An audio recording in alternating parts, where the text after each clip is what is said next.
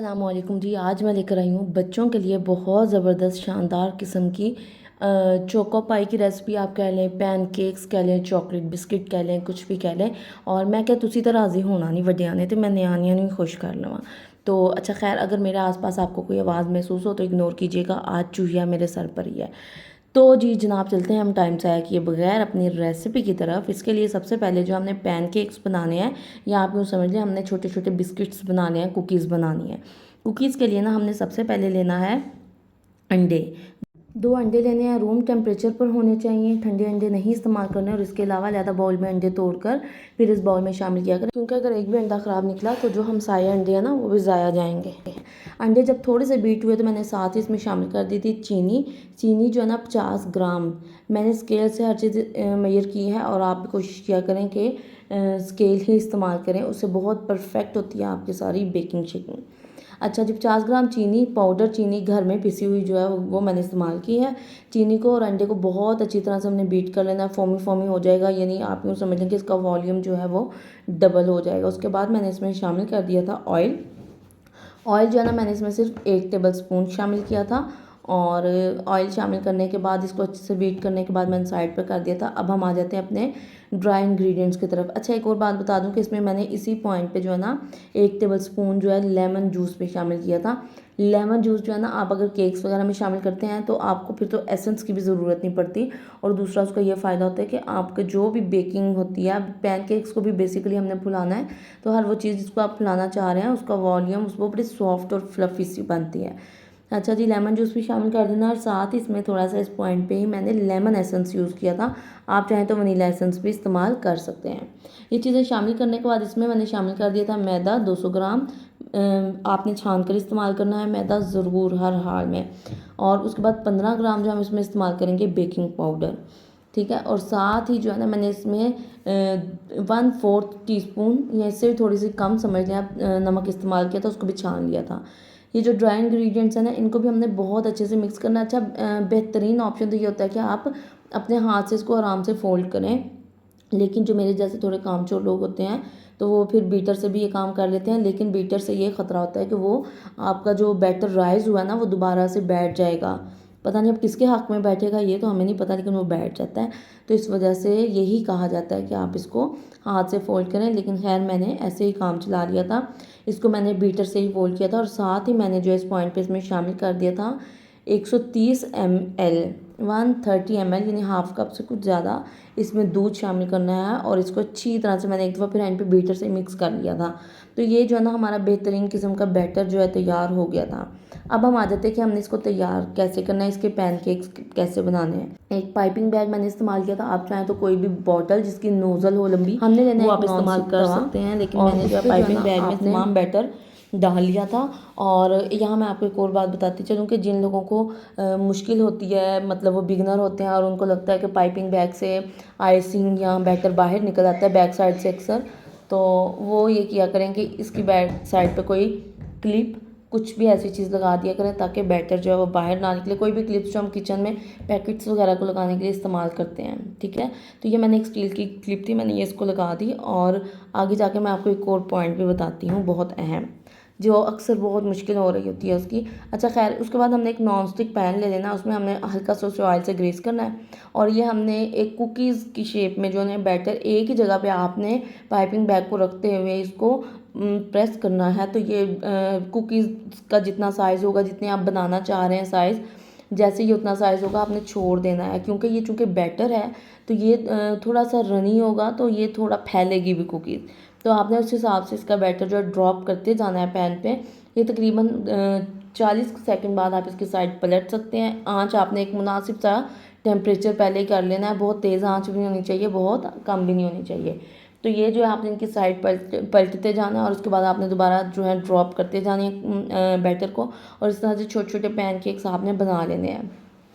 अच्छा, उसके बाद आपने ये पाइपिंग बैग जब रीफिल करना है ना, तो उसका भी मैं आपको बता दूं कि जो इसका फ्रंट हिस्सा होता है जहाँ से हम पाइप करते हैं, कट करते हैं, आपने उस हिस्से पे ना कोई चुटकी लगा दें। ये देखिए जैसे छोटी सी ये स्टील की चुटकी जो मैंने इसको लगा दी थी, उससे ये फ़ायदा होता है कि आपका जो है बैटर निकल के गिरता नहीं है, तो आप बहुत कंफर्टेबल होकर काम कर सकते हैं। शुरू में बहुत सी मुश्किलात होती हैं, खैर जब महारत हो जाती है फिर तो बंदा बगैर इन चीज़ों के भी आराम से हैंडल कर लेता है। तो बाकी बैकग्राउंड साउंड को इग्नोर कीजिएगा प्लीज़। उसके बाद हमने ये करना है कि हमने इसमें ये पैनकेक्स जो है ना ये तैयार कर लेने हैं और इनको हमने एक साइड पे रख देना। अच्छा, अब मैंने जो है ना इसमें कैरामल सॉस की फिलिंग की थी, वो मैं आपको बता देती हूँ उसकी रेसिपी जल्दी से, लेकिन आप चाहें तो इसमें कोई भी चॉकलेट स्प्रेड भी भर सकते हैं। कैरामल सॉस के लिए ना मैंने इस्तेमाल की थी 200 ग्राम चीनी, 2 से 3 टेबलस्पून पानी और 150 ग्राम जो है ना हमने इस्तेमाल करनी है क्रीम। ये मैंने ओलपर्स की क्रीम इस्तेमाल की है, आप कोई भी कर सकते हैं। और इसके बाद इसमें 2 टेबलस्पून हमने बटर इस्तेमाल करना है और 1/8 टीस्पून जो है ना वो हम नमक का इस्तेमाल करेंगे। ठीक है, चीनी को हमने पैन में डाल देना है। कोशिश ये कीजिएगा कि आप जिस पैन में कैरमल सॉस बना रहे हैं उसका जो पैन है ना वो बहुत थिक हो। और वैसे तो इसके लिए नॉन स्टिक पैन चीज़ें इस्तेमाल नहीं करनी चाहिए, लेकिन मेरे पास ये मौजूद था तो मैं इसी में बना रही हूँ। आपने चीनी को डाल देना और साथ ही इसमें पानी शामिल कर देना और आँच हल्की कर देनी है। और उसके बाद आपने इसको चीनी को कैरमलाइज होने के लिए रख देना है। इस दौरान में ना आपने इसके साथ छेड़खानी नहीं करनी है, अपने हाथों को कंट्रोल में रखना है। और अगर हाथ कंट्रोल में नहीं आ रहे तो आंच बिल्कुल हल्की करके थोड़ी देर के लिए इधर उधर चले जाएं। ठीक है, अच्छा उसके बाद क्योंकि जब आप छेड़ेंगे हिलाएंगे जो इसके किनारों पे चीनी लगेगी वो उससे आपकी कैरमल सॉस ख़राब होगी। और इसको एक टाइम तक थोड़ा सा सेट होने दे, मेल्ट होने की तरफ जब ये आएगी तो फिर आप इसको छेड़ लीजिएगा, अपना शौक पूरा कर लीजिएगा। जब चीनी जो है ना अच्छे से मेल्ट हो जाएगी और थोड़ी सी ब्राउन साइड पे जाने लगेगी, अगर आप ज़्यादा ब्राउन करेंगे तो ये जल जाएगी, ज़्यादा ब्राउन नहीं करना। तो जैसे ये बड़ी प्यारी सी ब्राउन हो जाएगी, मीडियम ब्राउन, तो हम इसमें आँच बंद कर देंगे। और इसको चूँकि इसका टेम्परेचर बहुत ज़्यादा होता है चीनी का, तो इस पॉइंट पे हम इसमें मक्खन शामिल कर देंगे, 2 टेबलस्पून मक्खन। और अच्छा ये मैं आपको बता दूं कि जो नमक है ना वो मैंने स्टार्ट में ही शामिल कर दिया था, लेकिन वो क्लिप मिस हो गया।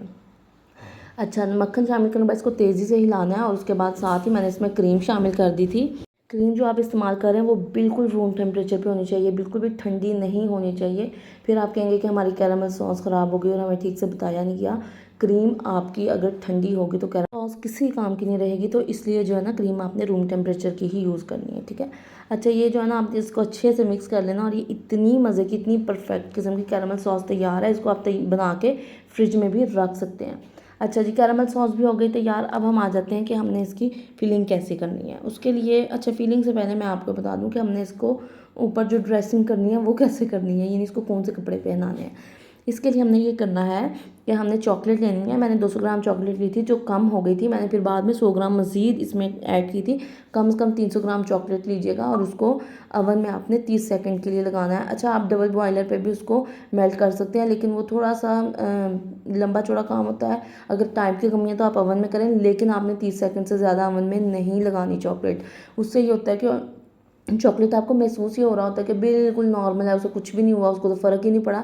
लेकिन जब आप 30 सेकंड बाद अवन से निकालते हैं तो वो अच्छी खासी, जब आप उसको मिक्स करते हैं, मेल्ट हो रही होती है। उसका टेम्परेचर जो है ना बहुत हाई होता है। अगर आप उसको ज़्यादा देर के लिए लगाएंगे तो जल जाएगी, किसी काम की नहीं रहेगी। तो इसलिए तहम्मुल से करने वाला काम है। आपने 30 सेकंड के लिए लगाना है, उसके बाद उसे मिक्स करना है, उसके बाद आपने उसे दोबारा 30 सेकंड के लिए लगा देना है।